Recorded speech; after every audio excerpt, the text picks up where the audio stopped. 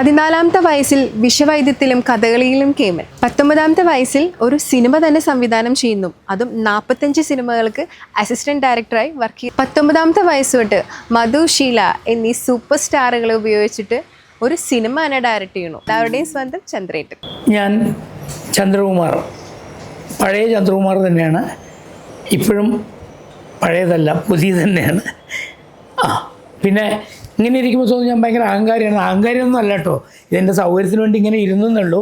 പലരും പറയാറുണ്ട് ചന്ദ്രകുമാർ അഹങ്കാരിയാണെന്ന്. എനിക്കറിയില്ല ഞാൻ അഹങ്കാരിയാണോ എന്ന്. പക്ഷേ ഞാൻ എന്തും മുഖത്ത് നോക്കി വെട്ടി തുറന്ന് പറയാറുണ്ട്. അതുകൊണ്ട് ഒരുപാട് ശത്രുക്കളെ ഉണ്ടാക്കാറുമുണ്ട്. അതാണ് എനിക്ക് എന്നെക്കുറിച്ച് പറയാനുള്ള എൻ്റെ ഇൻട്രഡക്ഷൻ. ഞാൻ എന്താണെന്ന് പറയാനുള്ളത്.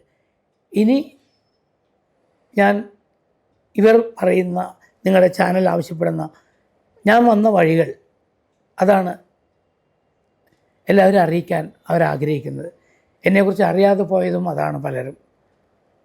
അത് പറഞ്ഞു തുടങ്ങുകയാണെങ്കിൽ എൻ്റെ കുട്ടിക്കാലത്തിലേക്ക് പോകണം.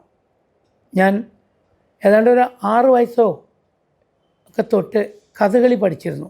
കൊല്ലങ്കോട് പാലസിൽ കാവുങ്കൽ ശങ്കരൻകുട്ടി പണിക്കരായിരുന്നു എൻ്റെ ആശാൻ.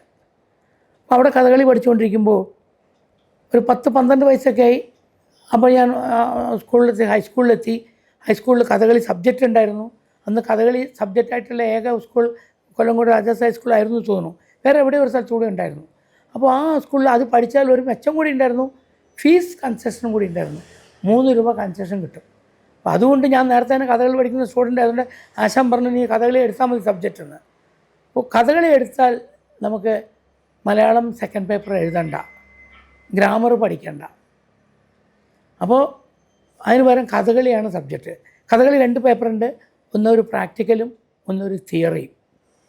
അത് രണ്ടും ചെയ്യുന്നുണ്ട്. പിന്നെ കഥകളി എനിക്ക് ഇഷ്ടപ്പെട്ട സബ്ജക്റ്റ് ആയതുകൊണ്ടും അതിൻ്റെ ഭാഗമായി അതിനോടൊപ്പം പഞ്ചവാദ്യവും ഒക്കെ അവർ പഠിപ്പിച്ചു തന്നു.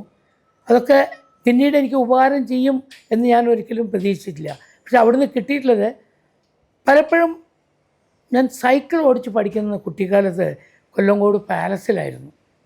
അപ്പോൾ അവിടെ പഠിച്ചുകൊണ്ടിരിക്കുമ്പോൾ, രാവിലെ പഠിക്കുമ്പോൾ ചിലപ്പോൾ കൊല്ലങ്കോട് തമ്പുരാൻ, വേണുഗോപാല രവിവർമ്മ രാജ, അതിനുമുമ്പ് മാധവ രാജ, 2 പേരും അവിടെ ഉള്ളപ്പോൾ അവരിങ്ങനെ താഴത്തേക്ക് നോക്കുമ്പോൾ ഞാൻ അങ്ങനെ സൈക്കിൾ ഓടിക്കുന്നുണ്ടാവും അവിടെ. അന്ന് സൈക്കിൾ പഠിക്കുക എന്നൊക്കെ പറഞ്ഞാൽ വലിയ കാര്യമാണ്. ഇന്ന് 2 വീലർ പഠിക്കുന്ന പോലെയാണ് അന്ന് സൈക്കിൾ. അപ്പോൾ ഞാൻ വീട്ടിൽ നിന്ന് അച്ഛൻ്റെ പെർമിഷൻ വാങ്ങി, അച്ഛൻ ഒരു പോലീസുകാരനായിരുന്നു.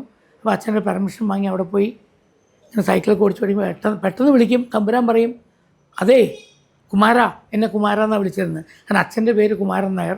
ഞങ്ങൾ വീട്ടിലെ എല്ലാവരും കുമാരന്മാരാണ്. അതുകൊണ്ട് വീട്ടിന് ഞങ്ങൾ കുമരകം എന്ന് പേരിട്ടു. കുമാരന്മാരുടെ അകം കുമരകം. അതുകൊണ്ട് എന്നെ കുമാര എന്നാണ് വിളിക്കാറുണ്ടായിരുന്നു. അപ്പോൾ ഞാനിങ്ങനെ ഓടുമ്പോൾ വിളിച്ചു, കുമാര ഇന്നൊരു ഐറ്റം വേണം, ഇന്ന് വൈകുന്നേരം കുറേ ഗസ്റ്റ് ഉണ്ടെന്ന് പറയും. ആശാനോട് പറയും. അപ്പോൾ ഞാൻ ഓടിപ്പോയി ആശാനോട് പറയും, സൈക്കിളെടുത്ത് പോയിട്ട് പറയും, ആശാനെ ഇന്ന് ഓരോ ഗസ്റ്റൊക്കെ ഉണ്ട് സാറേ, ഒരു കഥകളി ഐറ്റം വേണമെന്നാണ് പറഞ്ഞത്. അപ്പോൾ ആശാൻ ഇങ്ങനെ പറയും, അന്ന് വിദേശികളിൽ ഏറ്റവും കൂടുതൽ ഇവിടേക്ക് വന്നിരുന്നത് റഷ്യക്കാരാണ്. അപ്പോൾ റഷ്യക്കാരൊക്കെ കണ്ടാൽ നമ്മൾ പേടിക്കും. ആചാരവാക്കുകളാണ്. 6 അടി 5 ഇഞ്ച് പൊക്കം ഒക്കെയാണ് സ്ത്രീകളും പുരുഷന്മാരും. അപ്പോൾ അവർക്ക് അന്ന് കേരളത്തിൽ വന്നാൽ കാണാൻ കുറേ ആനക്കൊമ്പും 4 രാജാക്കന്മാരേ ഉണ്ടായിരുന്നുള്ളൂ. വേറെ ഇവിടെ ഒന്നും. ഇന്നാണ് ഇപ്പോൾ ടൂറിസ്റ്റ് പ്രൊമോഷൻ പറഞ്ഞ് പലതും തുടങ്ങി, റിസോർട്ടുകളുണ്ടായി, എന്തൊക്കെയോ ഉണ്ടായി. അന്നതൊന്നുമില്ല. റിസോർട്ട് എന്നുള്ള വാക്ക് പോലും ഉണ്ടായിരുന്നോ സംശയമാണ്. അപ്പോൾ അവർ വരുമ്പോൾ വൈകുന്നേരം കളിക്കാൻ വരുമ്പോൾ ആശാൻ പറയും, ഇപ്പോൾ എന്താ കളിക്കുക, ആരാ കളിക്കുക, ഒരു കാര്യം ചെയ്തോ, നീ അങ്ങോട്ട് കളിച്ചാൽ മതി. അപ്പോൾ ഞാനോ, അതേടാ, നിനക്കും വിവരില്ല, കാണുന്നവർക്കും വിവരില്ല, അപ്പോൾ നീ കളിച്ചാൽ അവർ കണ്ടോളും എന്ന് പറയും. അങ്ങനെ ഞാൻ പാഞ്ചാലിയായിട്ട് കളിക്കും. സാഹിബ്മാർ വളരെ സന്തോഷത്തോടുകൂടി കാണും, കയ്യടിക്കും. അത് കഴിയുമ്പോൾ അന്ന് ഈ ഫ്ലഡൊക്കെ വെച്ചിട്ടുള്ള, ബൾബൊക്കെ വെച്ചിട്ടുള്ള ക്യാമറയാണ്. അപ്പോൾ അതുകൊണ്ട് വന്ന് ഒരു ഫോട്ടോ എടുക്കും. ഈ പാഞ്ചാലി വളരെ ചെറുതായതുകൊണ്ട് അവർ പൊക്കത്തിൽ ബാലൻസിങ് അല്ല. അതുകൊണ്ട് അവരെടുത്ത് പാഞ്ചാലിനെ ഒക്കത്ത് വെച്ചിട്ടാണ് ഫോട്ടോ എടുക്കുന്നത്. അങ്ങനെ അന്ന് തന്നെ നമ്മുടെ പുരാണത്തിലെ പാഞ്ചാലിക്ക് സാഹിബ്മാരെ ഒക്കത്തിരിക്കാനുള്ള ഭാഗ്യം ഉണ്ടായി. മനസ്സിലായില്ലേ? അങ്ങനെ ഫോട്ടോ എടുത്തപ്പോൾ എൻ്റെ ജീവിതത്തിൽ എൻ്റെ ആദ്യത്തെ ഫോട്ടോ വരുന്നത് ഇല്ലുസ്ട്രേറ്റഡ് വീക്കിലിയിലാണ്.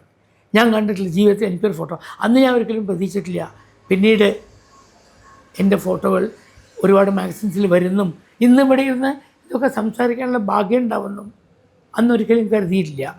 പക്ഷേ അന്നത്തെ ആ ഡെഡിക്കേഷൻ, ആത്മാർത്ഥത, ലക്ഷ്യം ലക്ഷ്യം ഒന്നേ ഉണ്ടായിരുന്നുള്ളൂ, എനിക്ക് എന്തെങ്കിലും ആവണം എന്ന്. അത് നിറവേറി. അത് ഹാർഡ് വർക്ക് തന്നെയാണ്, അത് പറയാതിരിക്കാൻ നിവൃത്തിയില്ല. ഇതുപോലുള്ള കൂടുതൽ വീഡിയോകൾക്കായി അമൃതം മീഡിയ സബ്സ്ക്രൈബ് ചെയ്യുക, ഷെയർ ചെയ്യുക.